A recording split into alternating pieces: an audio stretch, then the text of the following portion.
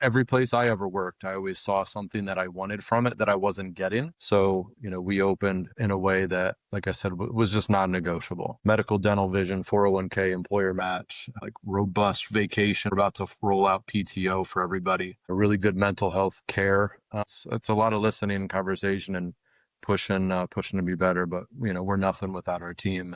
You take care of them, they take care of everybody else, right? I mean, not only is it the right thing to do, but it's just good hospitality and common sense. What's up, and thank you for checking out the Hospitality Strategy Lab. I'm Jason Littrell. I'm here with a monster get for me. These are the guys behind Cordelia in Cleveland. Since 2002, they've got the most important and relevant award as far as I'm concerned, which is the best place to work. And this was 2 months after they opened. Years later, they're looking at their second location.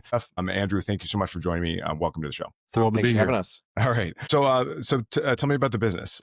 How does one become the darling of an entire? How does one carry the spirit of an entire town?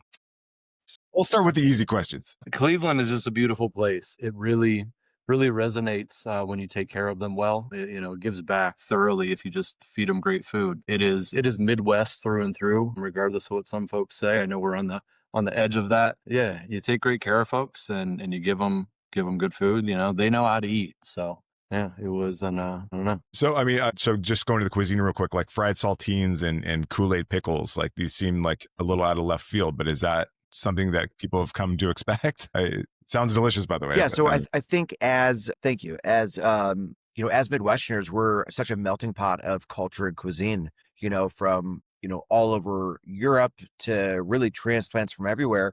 My mom is from Alabama, so I spent a lot of time in the South, and, deep fried saltines in the South are a little more common. My Southern grandmother was the one who used to make me Kool-Aid pickles by just opening up a jar of store-bought pickles and spiking it with Kool-Aid. So some of these things, like, they're part of my Midwestern heritage, but, might not be a part of everybody's because we're such a melting pot of cultures and cuisines. So some of that kind of plays into like our personal storytelling of how we grew up as Midwesterners. All right. So you guys, from the outside looking in, it looks like you're doing everything 100% right. Everything right. You're getting all the recognitions. James Beard is knocking on your door. When you guys met at Greenhouse Tavern, is that where you met? Yes, it is. I've heard this place is, it was very driven and ambitious, but not necessarily as staff focused as Cordelia is.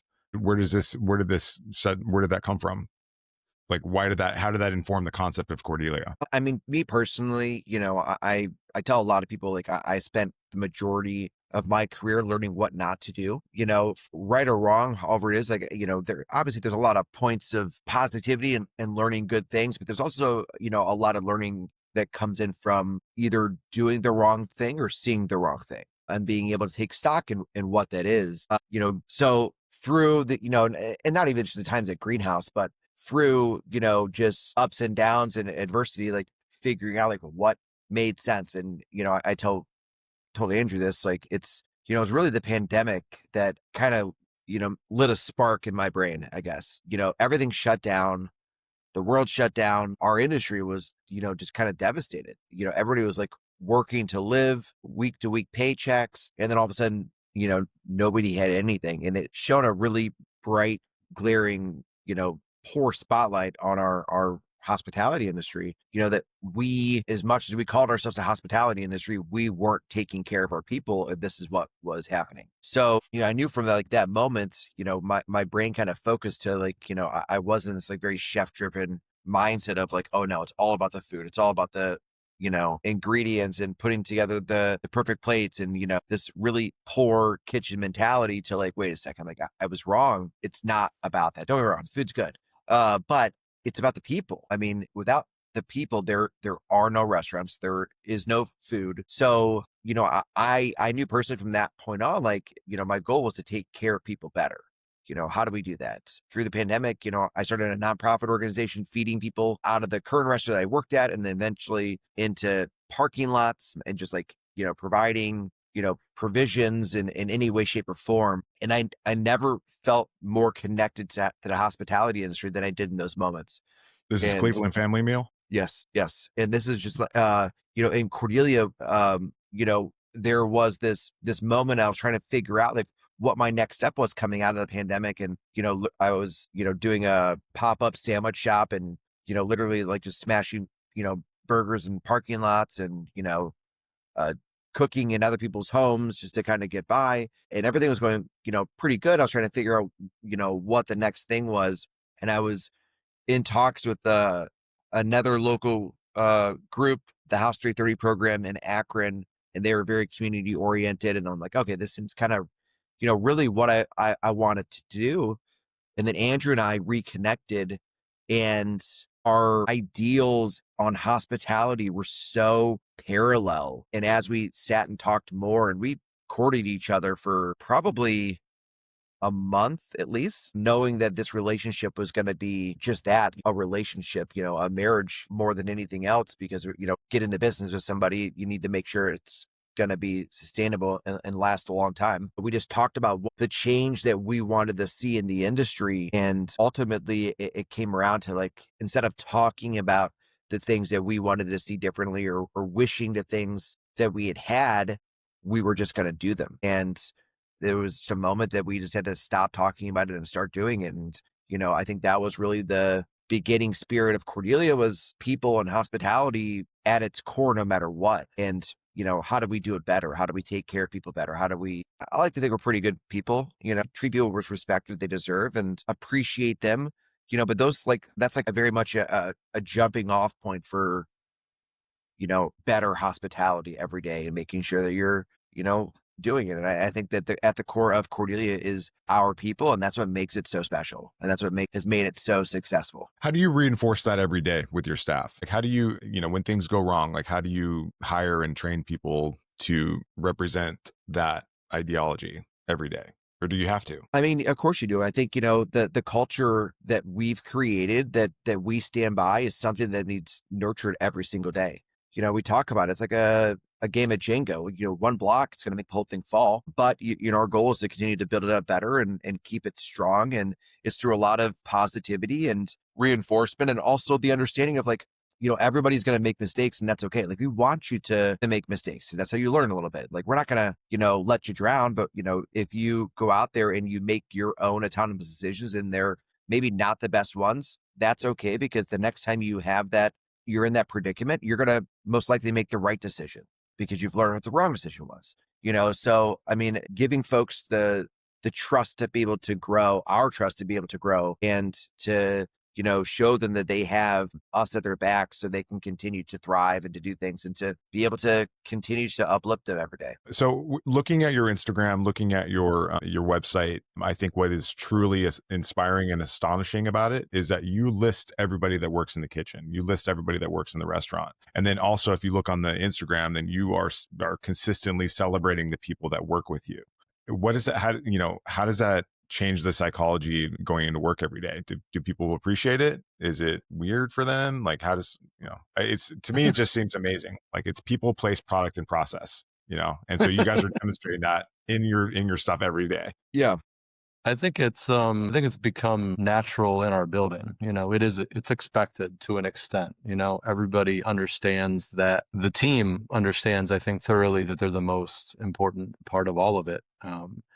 As Vinnie would say, it takes an army, right? We've got 60 some odd team members, and, we truly cherish each and every one of them. Every day we wake up trying to take better care of them, fold in more and more benefits, try to figure out how to, keep progressing and be there for them. Just, listening. It's a constant evolution, but it's non-negotiable in our space. We've learned along the way of every place I ever worked, I always saw something that I wanted from it that I wasn't getting. So, we opened in a way that, like I said, was just non-negotiable. Medical, dental, vision, 401k, employer match, like robust vacation. We're about to roll out PTO for everybody. A really good mental health care. It's a lot of listening and conversation and pushing to be better, but we're nothing without our team.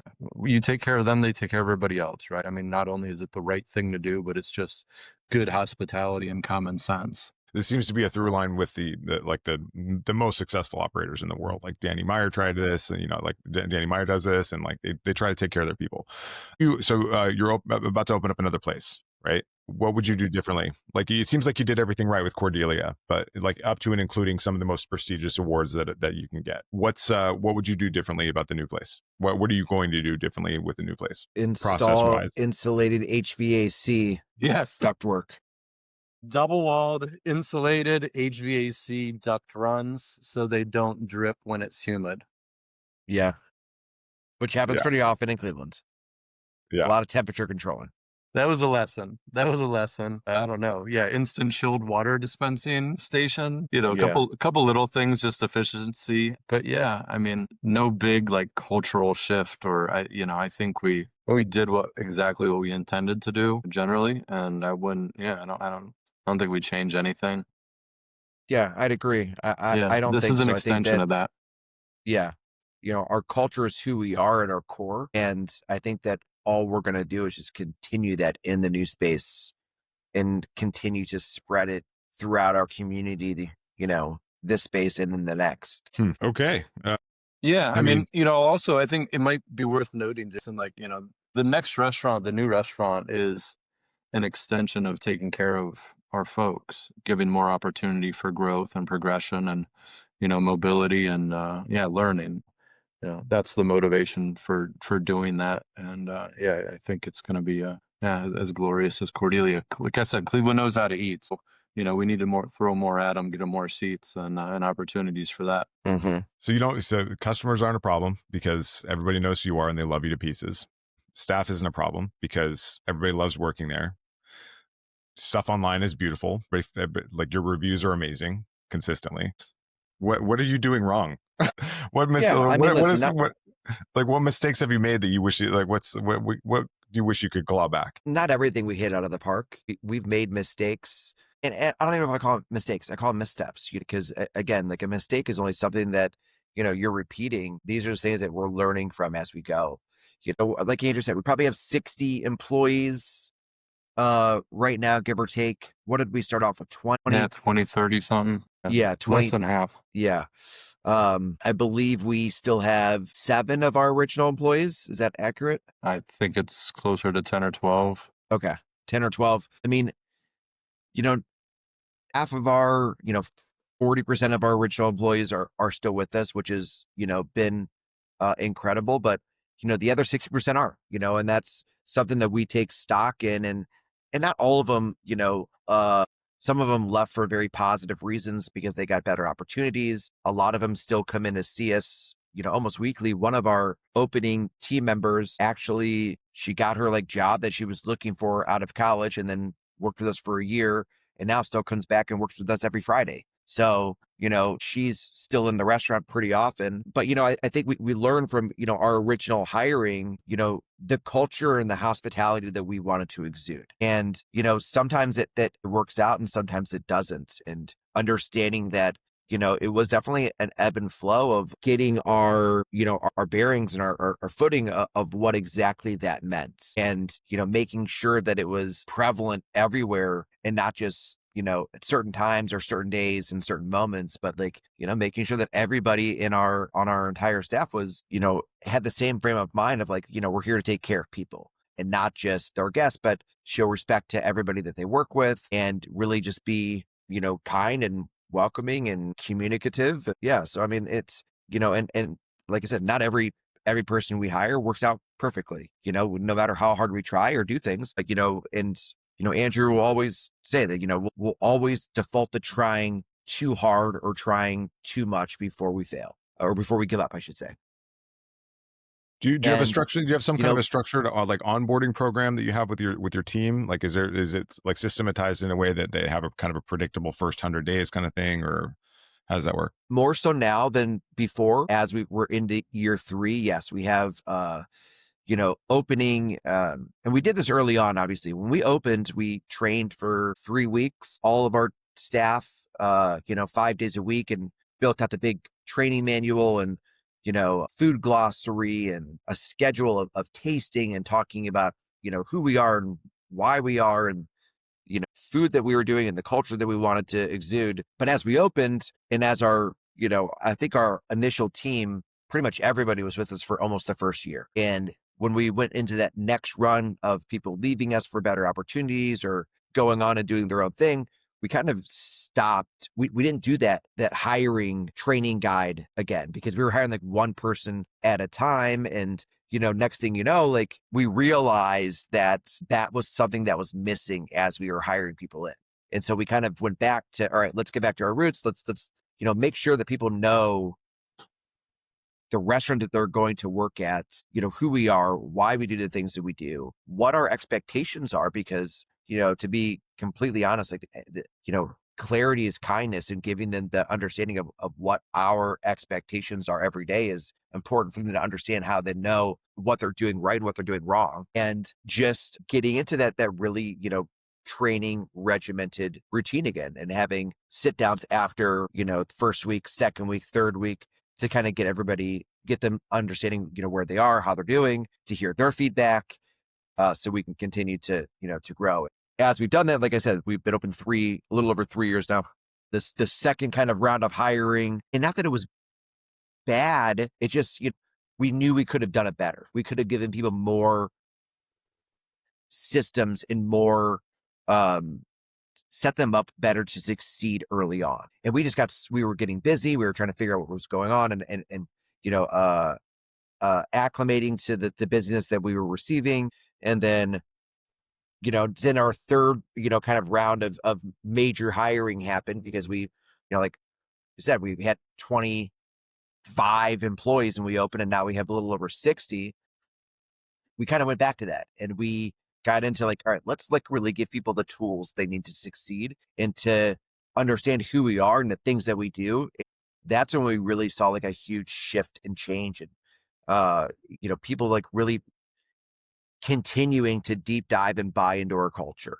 And it was also us, like, in this moment too, we were realizing that we needed to continue to build up our team from within. So we're like, we decided to like, all right, let's do service captains. Let's pick out some of our best front of house team members and give them a title, a little more responsibility, a little more pay, and help us really guide a next, regiment of hospitality team members. And so that was important, that they knew what we wanted. Most of them had been with us since the beginning, and they knew the culture, and they were able to continue to explain that culture when we weren't there every moment, because they were, and really be able to fill in those gaps and drive a lot of that home. Have you ever, was there ever an occasion where you had to make a decision that was in the staff's best interest over a customer's best interest? Or you had to decide or make a change that was better for the staff than for the customer? I think we always default to respect of our team. If somebody needs to go, if somebody needs, not served, spoken to, corrected on their behavior, respect is a two-way thing, right? So I think we'll always and always have sided with our team first and foremost. The guests can be in the wrong a lot of times, right? They can feel entitled, get a little loose, have too much drink, come in a little hot, and I think we make expectations and mutual respect, non-negotiable and mandatory. Yeah, I think, like policy, what do we do like strictly day in and day out for the team over the guest? We don't really do to go. We don't really do takeout. We don't do any of that Uber delivery stuff, right? We have exceptional talent in our kitchen and throughout our restaurant, and we want you to sit down and enjoy it as it should be.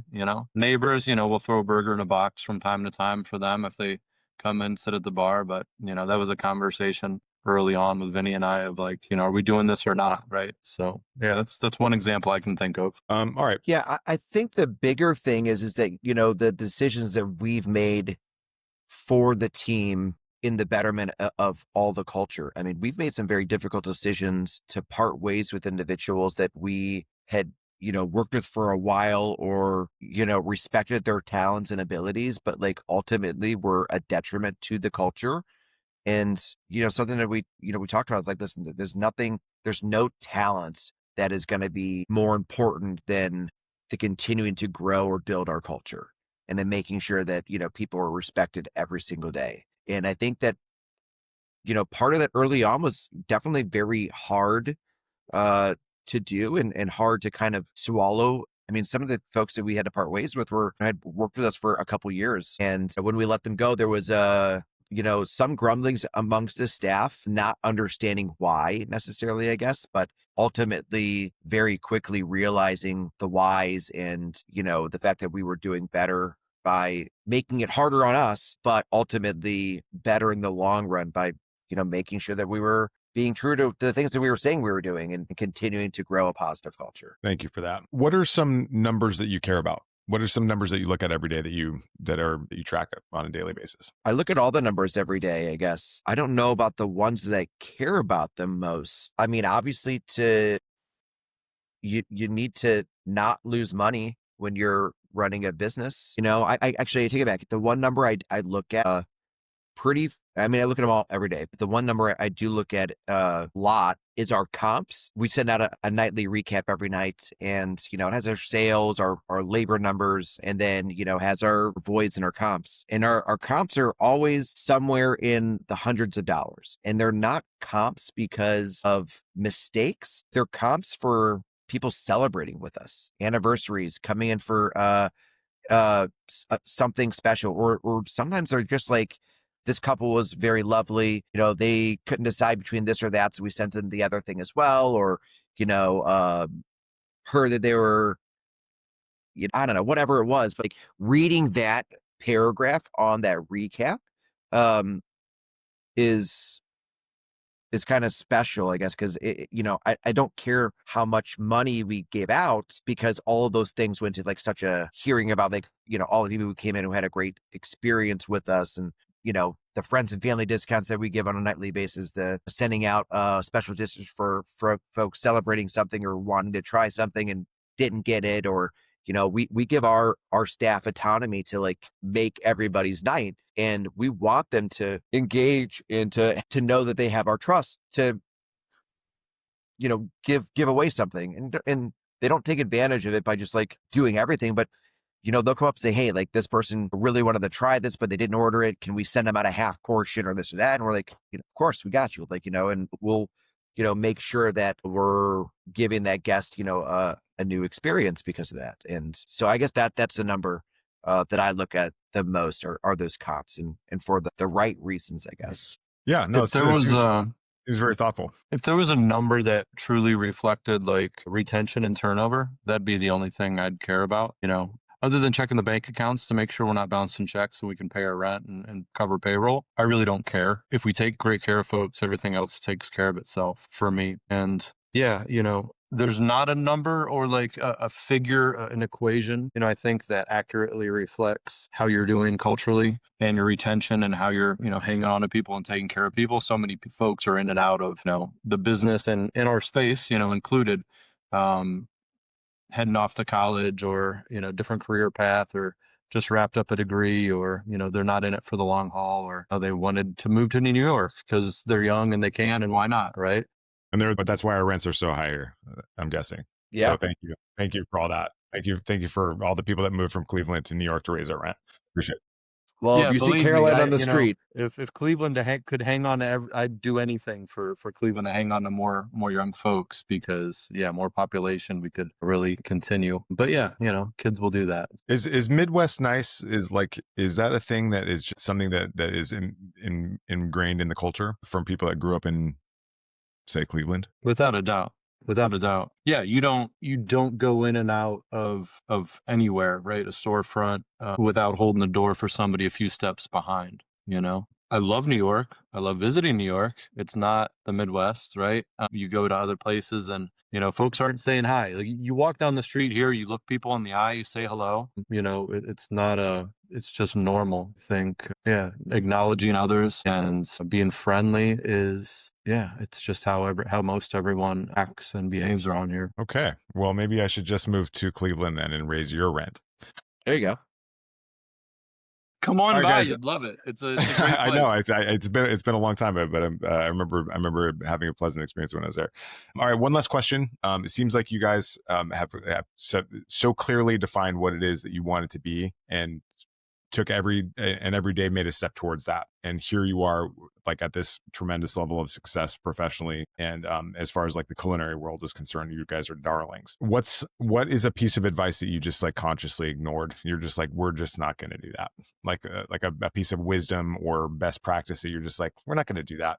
We don't do that. That's not how we do things. Andrew was talking about like, like the number that he cares about is like actually not a number that like commonly exists, like a staff retention metric. Whereas like an accountant would say or like your any business coach would be like your labor cost has to be 17% or below, or your food cost has to be 17%. Your beverage cost has to be less than 20%, et cetera.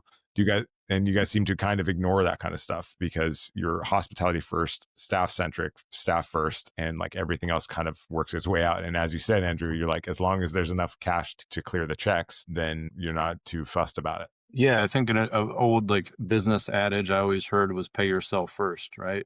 And that's something I certainly don't believe in. I think you take care of the space, you take care of the team, you make sure everybody has what they need, and you will be profitable. There'll be plenty of, money for everyone. Don't grow too fast. Be modest about, your overhead as much as you can. But yeah, take care of the team, take care of the facility, give back to it, right? Because it gives to everyone. And yeah, I think that's a priority always. I don't think there's any, advice that anybody had told me as we were going on that wasn't like, some pieces we're able to use. Like I said, I spent a lot of time learning from a lot of different places of, it's a bad thing to say, but like what not to do, and turning those into positive moments of how to do it better with Cordelia. And I think it's what we do every day. Like we don't settle for anything, we completely an open book as to whoever has the best idea. It doesn't matter. That's the best thing that we're going to do. And, we're going to continually, incrementally do it better every single day and understand that, today was great. Tomorrow we can do it better and just kind of keep growing in that realm and be appreciative and happy and satisfied, but still understand that, hospitality is an evolution. There's always an opportunity to do it a little bit better. All right, guys, that's all I got for you. Thank you so much for jumping on the Hospitality Strategy Lab. I really appreciate your time. This has been Andrew Watson and chefs Vinnie Cimino, the partners in Cordelia in Cleveland. If you look at any of their stuff online, it's just like the playbook on exactly what to do. Celebrate your staff, celebrate your people, celebrate your product, celebrate your process. These guys are crushing it. Thank you guys again, and I will see you soon. Thank you. Great. Thank you. Thank you, Jason. Appreciate it. Thank